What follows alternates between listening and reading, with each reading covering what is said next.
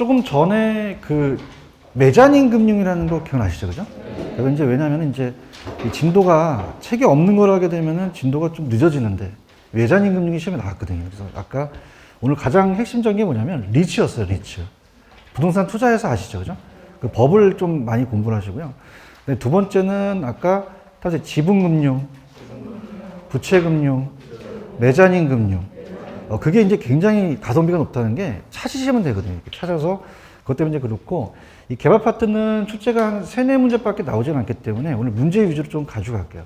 아시겠죠? 그죠? 왜냐면 책에 나오지 않는 걸 하다 보니까 좀 시간이 좀 지연됐어요. 근데 여러분들 이제 합격을 하셔야 되고 그러다 보니까 보충을 또 하셔야 되거든요. 그래서 원래는 제가 50분하고 10분씩은 막 그랬거든요. 근데 흥분을 해갖고 막 지금 시간이 너무 많이 지났어요. 그래서 하여튼 뭐 좀 짧게 해서 2타임을 또 끝내겠는데 일단 넘겨보세요. 안 한 거 위주로 좀 제가 하도록 하겠습니다. 자, 그래서 아까 페이지로 다시 한번 가셔서 아까 일단은 여러분들이 그 399페이지까지 했었죠. 390. 그래서 저랑 쭉 가면은 넘겨보세요. 넘기시면은 이 개발이라는 게 신개발만 있어요? 재개발도 있어요. 재개발. 도시 외곽이 신개발이 아까 환지 사업 있었죠. 도시개발, 공용개발이 이제 신개발이고 재개발은 도시 안쪽인데 밑에 재개발 사업의 종류가 우리가 어떻습니까? 수복, 개량, 보존, 철거는 했었죠. 했었고 오른쪽에 정비 사업을 제가 원래는 3, 4월 달에 빼려다가 나갔었어요. 그래서 자, 따라서 극단 주거.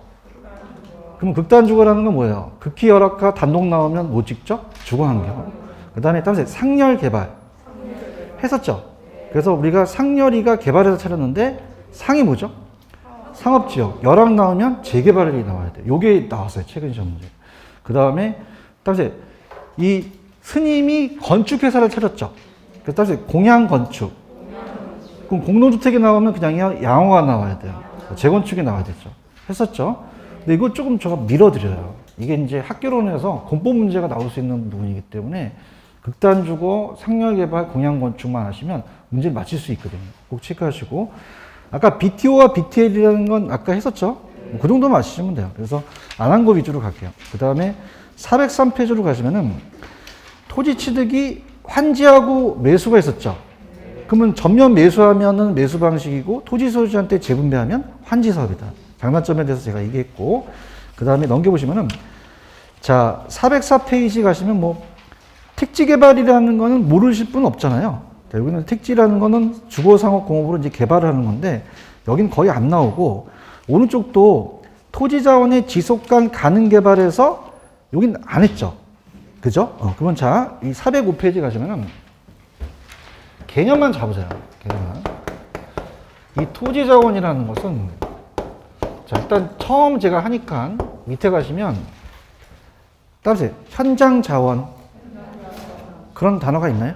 현장 자원은 뭐냐면 현장 자원은 토지 자원 중에서 사람이 인간이 노동과 자본을 투입하지 않고 그냥 자연 상태로의 그냥 토지예요. 갯벌이라는 얘기 들어보셨죠? 그럼 갯벌은 인간이 손을 댔어요? 아직은 안 됐어요. 안 됐죠. 밑에 현장 자원이라는 단어가 나와 있나요? 그래서 산림, 지표수, 녹지, 갯벌같이 인간에 의한 생산 과정을 거쳤다 통하지는 않았다. 자연 상태 그대로의 토지예요. 그러면 얘 토지도 직접적인 우리한테 효용, 사회적 이익을 제공할 수 있겠죠. 넘겨보세요. 상품 자원이라는 게 나와요.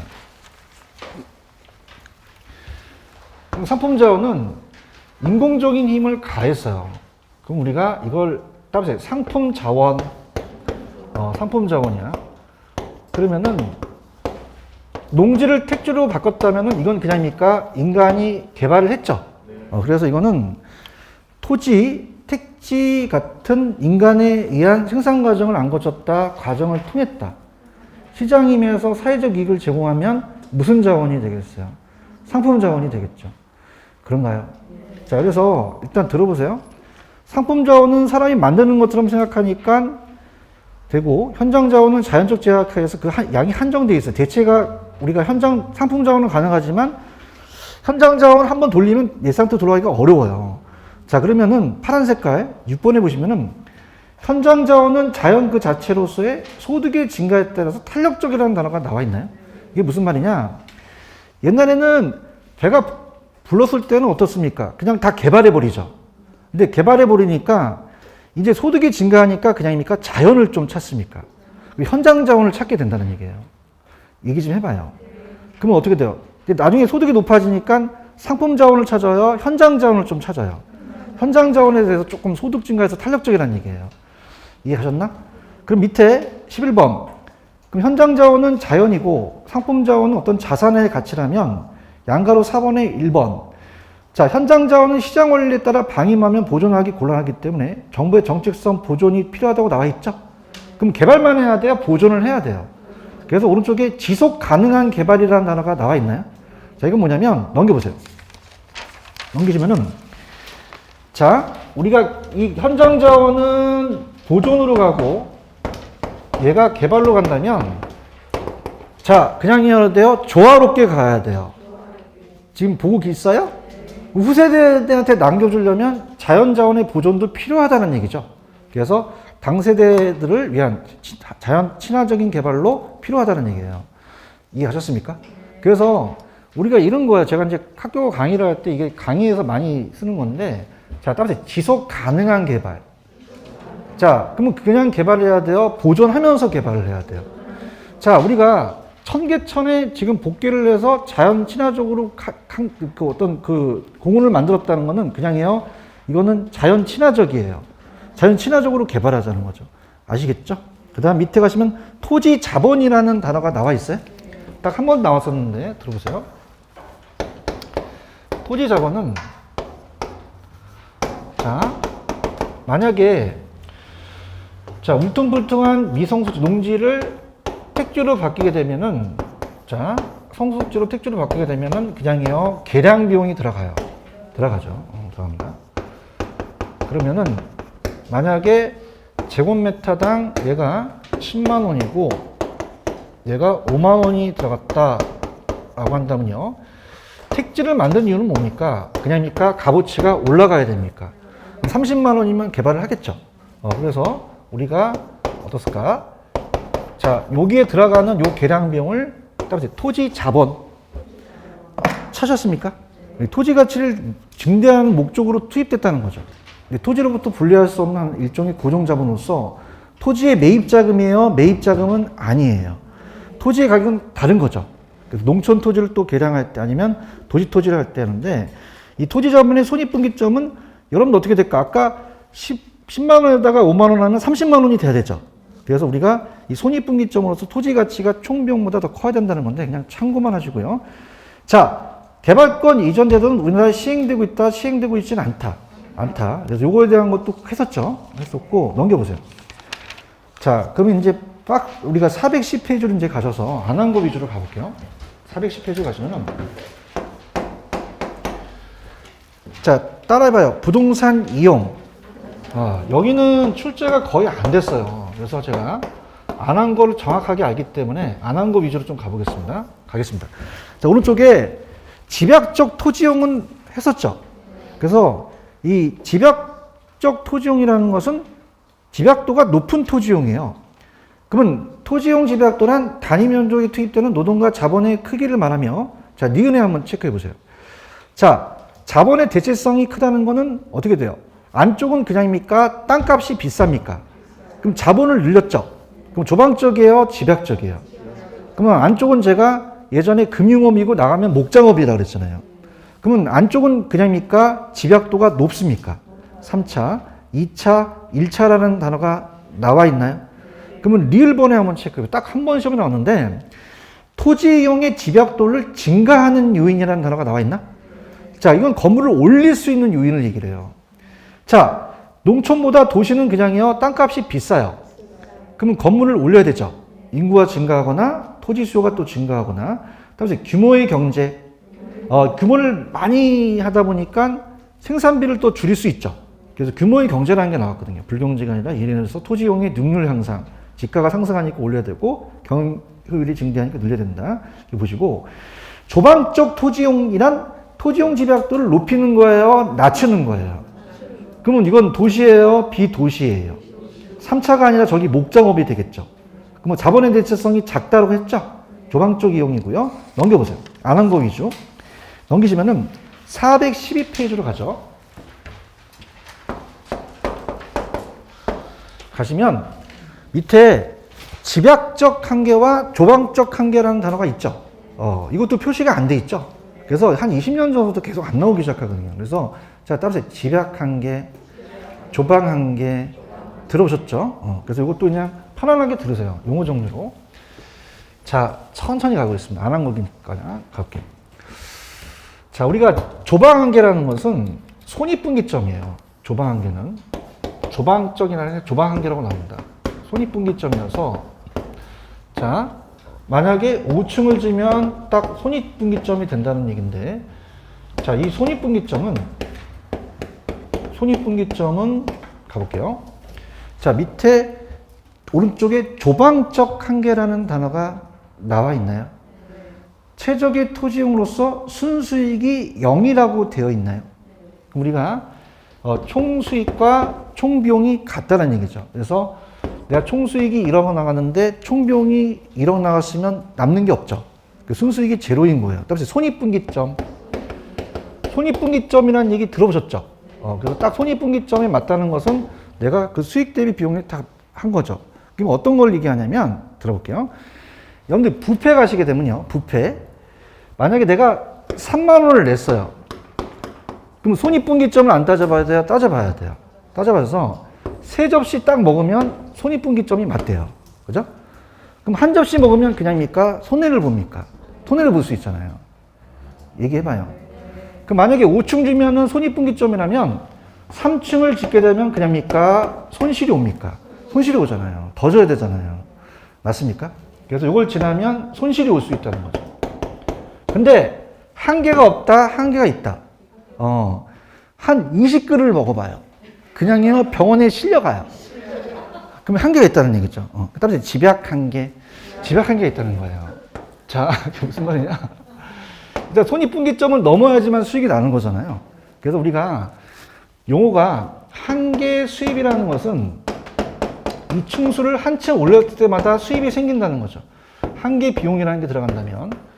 자, 예를 들어서 여러분들 층수를 증축한다는 얘기 들어보셨죠? 그럼 한 층을 증축하는데 그냥요 비용이 나가요. 그럼 1억을 들어가서 많이 들었다면 그냥요 이걸 더 비싸게 팔아야 돼요. 그럼 1억 들어갔는데 5천만 원 팔면 손해가 오죠. 그럼 한계 비용이 커야 돼요? 수입이 높아야 돼요. 그럼 놀릴 수가 있다는 얘기예요. 맞아요? 그러면 우리가 아까 4개 먹고 5그릇 먹어도 되는데 한 20그릇 먹으면 그냥이야 병원에 실려가. 그냥이야 한계가 있어. 이걸 따라서 집약 한계랍니다. 그래서 얘는 요게 클 때까지 계속 올리다가 같으면 멈춰져 버려요. 왜냐하면 넘기게 되면은 한계 수입보다 한계 비용이 많아지거든요.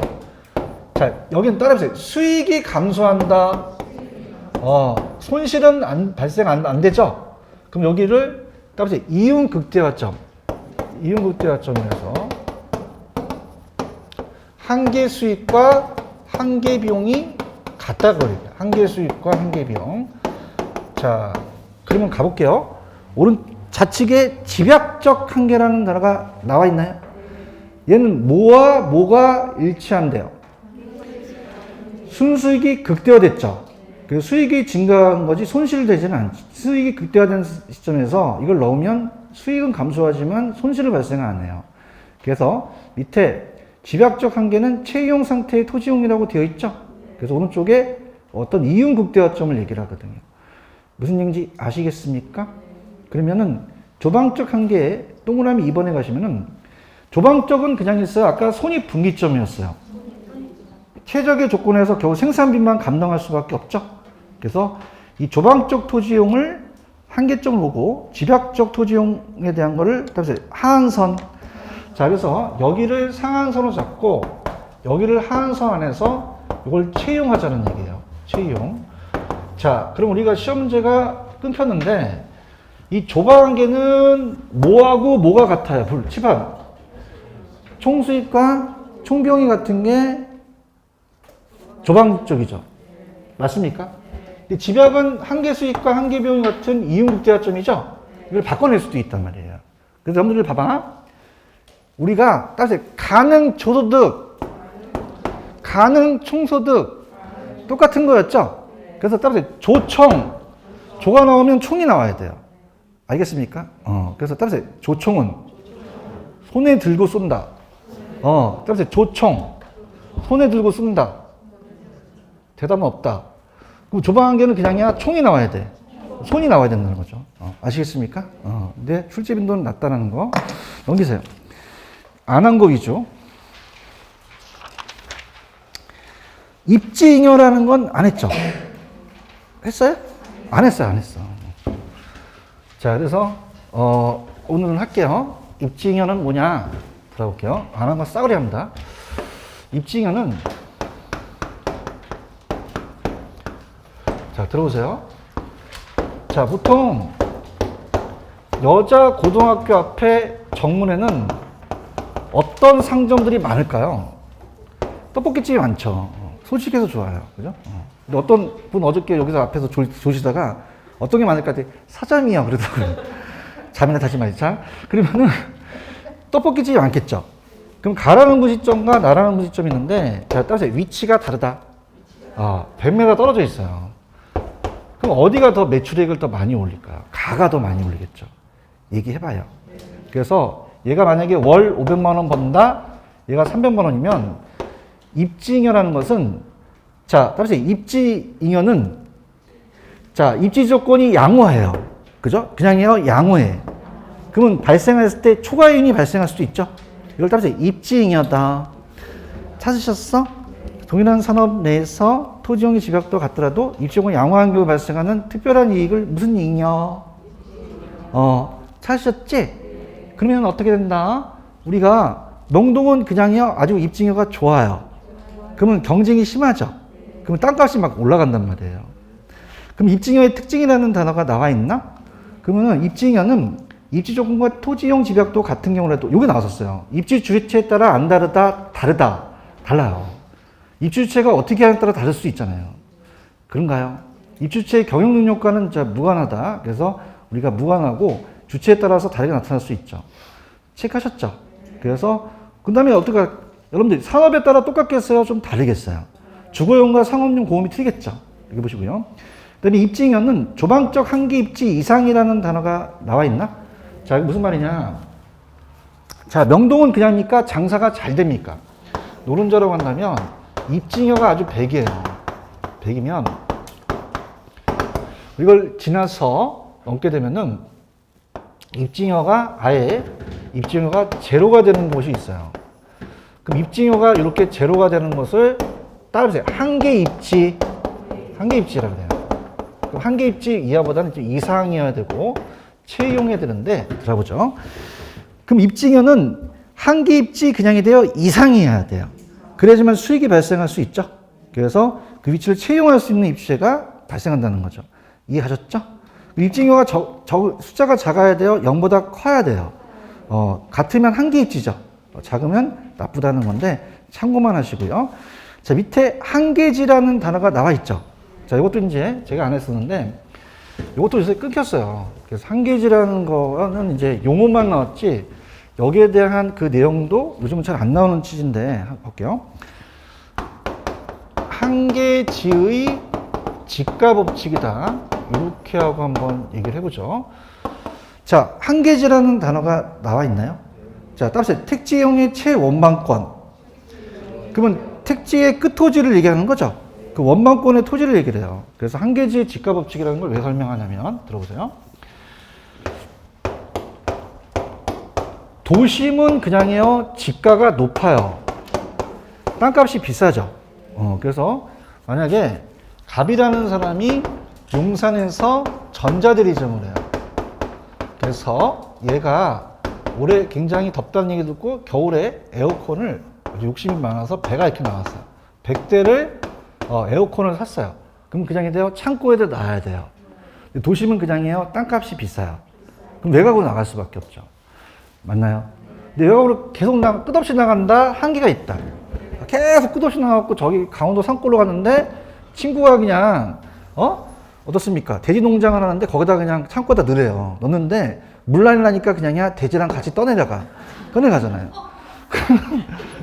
그냥 있어요? 한계가 있어요. 한계 있단 말이에요. 나가면 지가가 낮지만 그냥요 교통비가 많이 들어가요. 그럼 어떤 한계가 있다는 거죠. 그래서 이제 교통비가 많이 들어가기 때문에 근데 안쪽은 그냥입니까? 지가가 높습니까? 교통비는 좀 절약될 수 있죠. 그러면 어떻게 딱 그 지점이 그냥입니까? 한계가 있으니까. 한계가 있으니까 자 따라해보세요. 특정 시점 찾으셨어? 그러니까 이게 택지의 끝토지인데 자, 이 시점이라는 걸 왜 적었냐면 봐봐 여러분들 19년하고 2021년하고 똑같을까요? 다를까요? 달라요. 여러분들 교통이 막 발달되잖아요. 그러면 농지였으면 그냥요 택지로 바뀔 수 있어요. 바뀔 수 있잖아요. 그래서 그냥이야 시점마다 달라. 그럼 시점이 어떤 시점이라는 걸 명시해야 되잖아요. 특정 지점이라는 건 아시겠죠? 택지가 이용되는 최원방권의 토지를 한계지라고 한단 말이에요. 그 밑에 한계지의 특징이라는 단어가 나오나요? 그럼 농지에서 택지로 바뀌면 땅값이 초기에 확 올라가겠죠. 올라가고 그 다음에 택지와 농지는 지가가 똑같아요? 달라요? 오른쪽 그래프가 하나 있을 거예요. 찾아봐요. 있어요? 도심에서 외곽으로 가면서 농지가 택지로 확 떨어지죠. 그래서 자 봐봐요. 자 그럼 택지하고 농지는 지가가 똑같아요? 달라요? 완전히 다르겠죠. 그래서 이렇게 지가가 있으면 우리가 택지에서 농지로 떨어지는데 따라해 단절 지가 그럼 떨어지다가 확 떨어지죠. 지금 보고 있는 거예요? 단절 지가가 나타난다는 거죠. 그래서 우리가 교통이 발달하면 그냥입니까? 농지가 택지로 연장될 수도 있습니까? 초기에 지가 상승이 빠르게 나타날 수도 있죠. 이해 가셨습니까? 그래서 414페이지의 한계지의 특징은 별표 치지 마시고 그냥 들어보세요. 한계지는 그냥요 택지의 끝이에요. 농지의 시작을 의미하는 게 아니죠. 택지용의 끝토지를 얘기한다는 거죠. 이해 갔나? 그래서 택지 가격으로 농지와 가격과는 관련이 있다, 무관하다, 단절 지가가 나타나겠죠. 한계지는 교통축으로 인해서 그냥요 외곽으로 연장되기도 해. 항상 변하겠죠. 초기에 지가 상승이 활발히 일어나겠죠. 그래서 한계지는 농지 등이 용도 전환으로 오지만 농지와는 아예 무관하다. 한계지 지가와 도심지 지가는 연동이 된다고 나와 있죠. 그게 무슨 말이냐? 자, 따라서 한계지. 자, 한계지는 그냥요 여기 안에가 택지죠. 여기가 가격이 올라가면 여기도 올라갈 수도 있다는 얘기예요. 그래서 연관이 돼 있고, 자, 5번의 별표. 자, 그냥요 한계지끼리 대체 관계예요. 그럼 얘네들은 가격이 비슷비슷하겠죠. 그래서 한계지의 가격은 택지 가격을 또 참고하며 자 7번이 한번 예전에 아주 오랜 데는 나왔는데 자가와 차가라는 단어가 나와 있나요? 자 그럼 안쪽은 땅을 사는 게 나아요? 빌리는 게 나아요? 차가가 낫죠? 나가면 자가로 있는 게 낫겠죠? 그러면 가볼게요. 거기 보시면은 자가의 한계지가 차가의 한계지보다 도심에서 멀리 떨어져 있다는 게 있죠. 얘기해봐요. 그럼 자가의 한계지 대국소는 기울기가 더 완만하겠죠. 외고 나가니까. 그렇죠? 그럼 우리가 차가용을 탄다 그래? 자가용을 탄다 그래? 자가용을 타면 그냥 더 멀리 갈 수 있어. 옛날 야매. 아시겠죠? 어디가 더 멀어? 자가가 더 멀다는 거죠. 그래서 주거용의 한계지가 상호용의 한계지보다 도심에서 또 멀리 떨어져 있을 수 있고요. 한계지 밖의 농지는 자, 우리가 후보지라는 얘기 들어보셨나? 그럼 농지가 택지로 바뀌니까 평가시 택지 후보지로서의 가능성을 검토해 봐야겠죠? 이렇게만 보시면 됩니다. 이해 가셨죠? 그 다음 오른쪽 침입적 토지용이라는 단어가 나와 있나요? 자, 그래서 이것도 자, 따라서 침입 우리가 상향여가와 하향여가를 배우셨죠? 자, 그래서 들어보세요. 침입은 고소득층이 있는데 저소득층이 들어갔다는 거는 자, 적군의 침입이라 그래요? 아군의 침입이라 그래요? 아군의 침입이라고 합니까? 자, 저를 우습기시려고 해요. 적군이잖아요, 적군. 아군이 아니라. 그죠? 그럼 저는 얘기하고 싶은 게 다른 요소가 침입했다는 거예요. 그래서 제가 물어본 건 좀 의미가 있는 거예요. 그래서 첫 번째 침입적 토지형이란 일정 지역의 이용 주체가 새로운 이질적인 있어요? 이질적인 거 있어요? 그러면 아군이에요? 적군이에요? 다른 애들이 인자가 들어오게 되는 걸 침입이라고 한다는 얘기예요. 아시겠습니까? 그 맨 밑에 침입이라는 단어가 있나? 침입 어떤 지역도 새로운 지역 기능으로 개입돼서 들어가죠. 들어가는 걸 뭐라 그랬어요? 침입이라 그랬어요. 침입. 그런가요? 그 다음에 자 넘기시면 계승이라는 단어가 있죠. 그럼 얘네들이 들어왔다가 아예 저소득층으로 바뀔 수도 있잖아요. 그럼 우리가 계승이라는 단어가 있나? 그럼 침입의 결과 새로운 차원의 인구 집단 또는 토지용으로 종전으로 교체됐다면 이건 뭐라고 한다? 계승이 계승. 천이라고 들어보셨죠? 계승이라고도 하고 천이라고 여가 과정에서 나오거든요. 아시겠죠? 근데 그 위에 거나 그 내용들은 보지 마시는데 그냥 볼게요. 또 안에 뭐라 그럴까봐. 자, 들어보세요. 도심이 있고 외곽이 있다면 도심은 그냥입니까? 땅값이 비쌉니까? 그럼 집약적 이용을 하겠죠. 얘기해봐요. 시험에 안 나오는데 또 들어보세요. 또 안 하면 또 나한테 또 야매꾼이라 할까봐. 도심은 땅값이 비싸잖아요. 조방적, 집약적. 외곽은요? 조방적이겠죠. 지금 보고 있는 거예요? 그럼 도심은 건물을 올리고 얘는 농사 짓겠죠. 그러면 교통이 발달 안 됐단 말이에요. 그죠? 그래서 여러 번 트랜스해서 이렇게 갔어요. 그런데 어떻게 된다? 자, 이제 그냥입니까? 전철이 뚫립니까? 도로가 나게 되잖아요. 얘기해봐요. 그러면 여기가 어떻습니까? 그러면 이제 그냥입니까? 도심 애들이 그냥이야 땅 사러 와. 땅 사러 막 온단 말이에요. 맞나? 그럼 침입이라는 거 아까 기억나시죠? 침입. 적군의 침입, 아군의 침입. 그럼 여기 있는데 다른 놈이 들어온다는 거죠. 그러니까 조방적인 이용하고 있는데 집약적 이용이 들어오게 되는 거예요. 아시겠습니까? 그러면 침입을 한다는 것은, 자, 들어보세요. 침입을 한다는 것은, 들어보시면은, 아직 지가가 높아서 침입합니까? 아직 지가는 아직은 낮습니까? 낮고 강한 흡입력이 있기 때문에 침입을 하겠죠. 얘기를 해봐요. 그렇죠? 그럼 강한 흡입력이라는 거예요. 그러면은 여기서 이런 침입에 대해서 막는 인자가 있겠죠. 그러면 볼게요. 자, 여러분들 지금 3번의 침입적 토지용의 특징이라는 단어가 나와 있나요? 그래서 침입과 계승은 일반적으로 침입을 했다는 건 왜 그럴까요? 그 지역이 그냥이에요. 낮은 지가예요. 그 다음에 강한 흡입력이 생겼죠. 그래서 들어오게 된 거잖아요. 맞나? 그러면 그냥이야 저항이 있어. 침입에 있어서 원주민의 저항이라는 게 있나? 원주민은 인디안이야? 원주민은 그냥이야 원래 있어요. 원래 있는 사람이 얘기를 해요. 그래서 여러분들 제발 부동산 차릴 때 원주민 부동산이라고 하지 마세요. 그 원주민이 그냥이야 강한 저항을 초래해. 저항을 초래하죠. 이해하셨나? 그 다음에 침입적 토지 형시 행정적 규제가 좀 있겠죠. 그런 것들이에요. 얘기 좀 해봐요. 그 다음에 자 위에 동그라미 2번에 침입에는 확대적 침입과 축소적 침입이 있다고 나와 있나요? 찾았습니까? 자 무슨 말이냐? 들어봐요. 여러분들 침입을 하는 게 왜 그래요? 그냥입니까? 지가가 낮아서 침입합니까? 낮아서 일로 들어와갖고 얘네들이 지가를 올려놓은 다음에 조방적이 아니라 집약적으로 따라서 확대적 침입. 그럼 조방적이 집약적이 침입하는 게 확대적이라는 얘기예요. 얘기를 해봐요.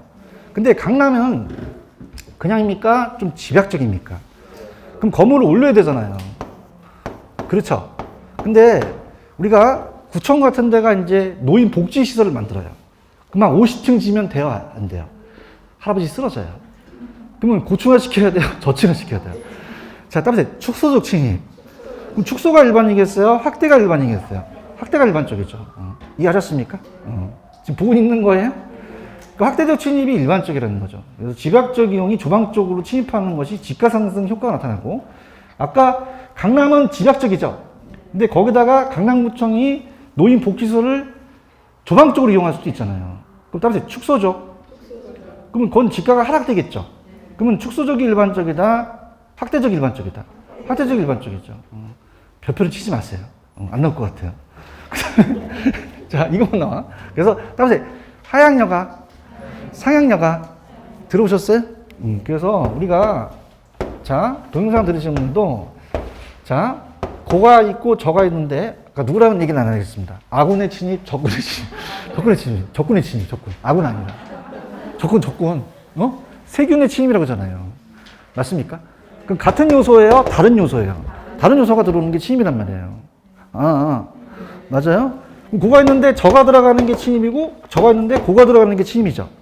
그럼 아예 바뀌는 게 그냥입니까? 계승입니까? 계승만 얘기해요? 천이라고도 해요. 그래서 계승과 천이라고 우리가 나왔었거든요. 이해하셨죠? 이렇게. 그러면 침입은 그냥이다. 이질적이다. 들어가는 건 그냥이야. 침입이야. 그러면 얘가 한 번 들어와. 계속 들어와. 그래서 종전을 교체되는 게 계승이라는 거죠. 맞습니까?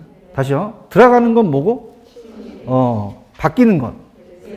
그럼 계승은 한 번 들어와. 계속 들어와.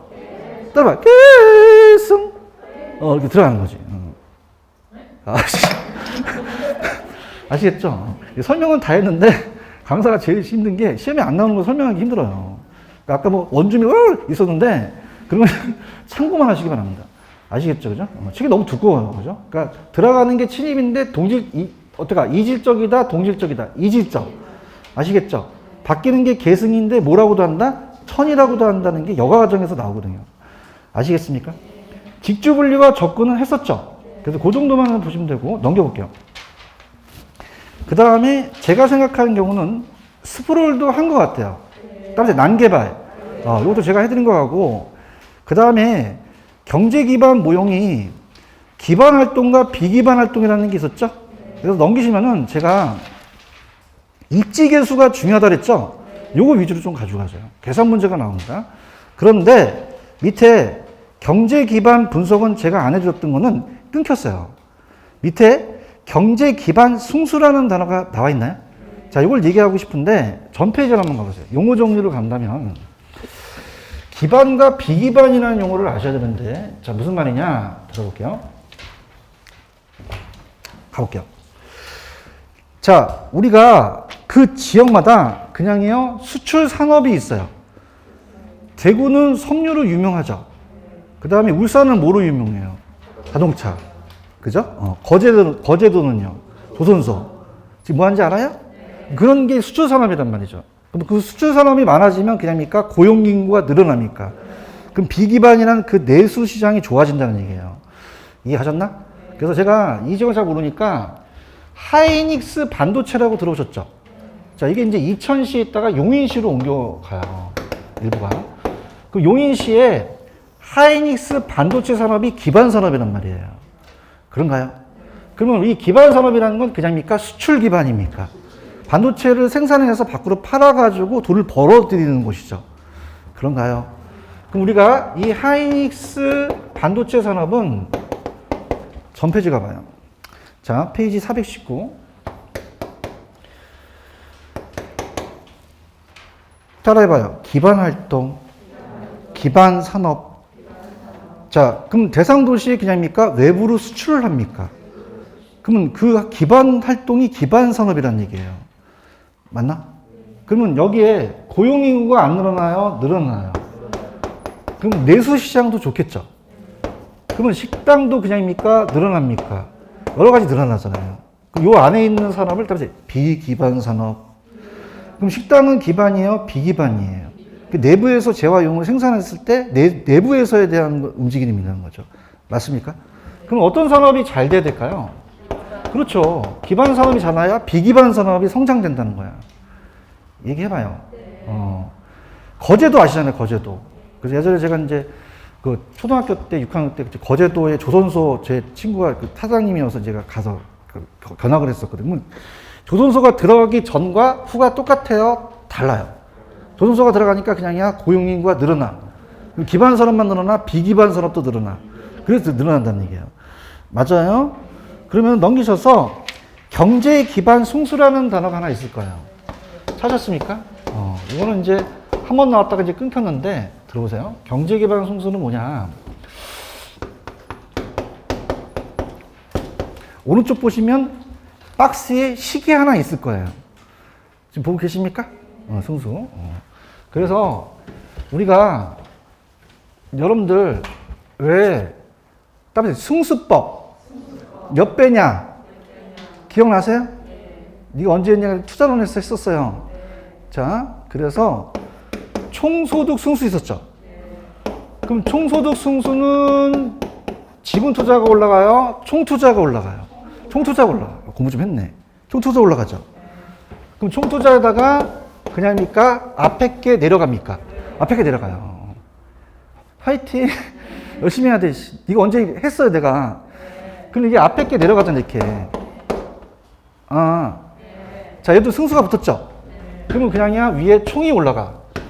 자, 그냥이야 앞에 게 내려가. 기반이 내려간다는 얘기예요. 아시겠어? 나 지금 421페이지 하고 있는데. 총이 올라갔지? 그냥이야 기반이 내려갔어. 기반이, 그 앞에 걸 기반이 내려가게 되는 거죠. 맞죠? 그럼 자, 이걸 이렇게 할게요.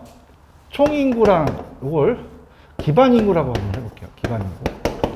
그러면 그 지역에 전체가 100명인데 기반 인구가 20명 있대요. 따라해봐요. 5배, 몇 배, 그럼 5배만큼 그 지역의 총 고용 인구가 늘어날 수 있다는 얘기예요.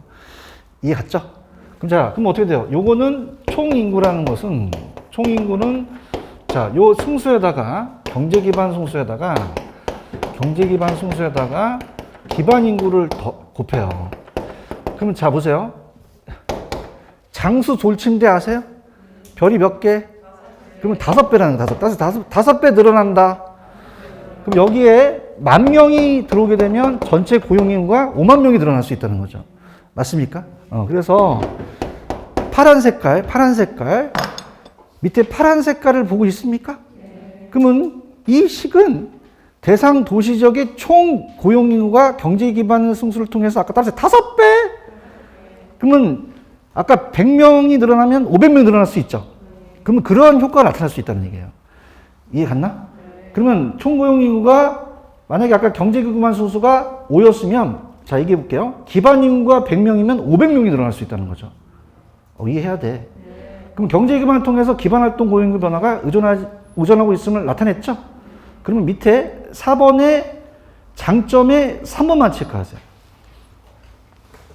그럼 경제 기반 모형은 생산량의 변화에 관한 자료를 구할 수 없어도 고용 예측을 통하여 쉽게 도시 경제 예측을 가능하다라는 단어가 나와 있나요? 체크하셨어?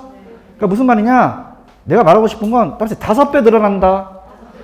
그럼 만약에 기반 인구가 10,000명이면은 전체가 50,000명이 늘어난다는 거잖아요. 이해했어? 그러면 10,000명만 늘어나겠어? 다른 비기반도 늘어나겠어? 비기반의 파급 효과가 더 있다는 얘기예요. 아시겠죠? 이렇게 해서 보십니다. 자, 이렇게 보시고 넘겨볼게요. 넘겨주신 다음에, 자, 오늘 프린트는 2번까지만 풀었죠? 자, 그래서 제가 이제 찍어드린다면, 관리 파트라는 단어가 나와 있죠? 자, 관리는, 얘는 아까 안 나오거나 거의 한 문제예요. 근데 부동산 관리는 그래도 우리가 한 문제나 한 2문제 정도 출제가 될 수가 있어요. 자, 그래서 제가 어디부터 이제 잡아드리냐면, 오른쪽에 따라해봐요. 부동산 관리의 내용이라는 단어가 있죠? 여기서부터 이제 이거 시험 문제가 돼요. 되셨죠? 되는데, 조금만 쉬었다가 갈까요? 좀만 쉬십시오.